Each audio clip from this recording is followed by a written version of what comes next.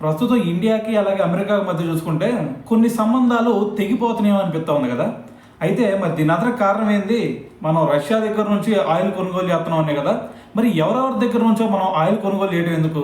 మనమే ప్రపంచ దేశాలన్నిటికి కూడా ఆయిల్ సప్లై చేస్తే ఏ విధంగా ఉండిద్ది?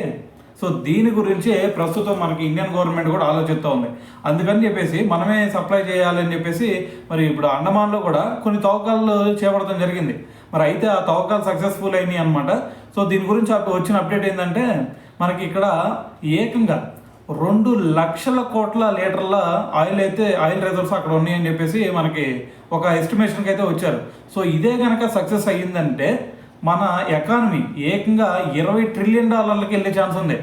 మరి ప్రస్తుతం చూసుకుంటే మన ఎకానమీ ఎంత అనుకున్నారు? కేవలం $4 ట్రిలియన్. సో మరి ఒకవేళ కనుక ఇది సక్సెస్ అయిందంటే $20 ట్రిలియన్ వెళ్తాము. మరి దీంతో చైనాను కూడా మనం బీట్ చేసే ఛాన్స్ ఉంది. సో చైనా చూసుకుంటే ఇప్పుడు ప్రస్తుతం 18-19 ట్రిలియన్ ఉంది.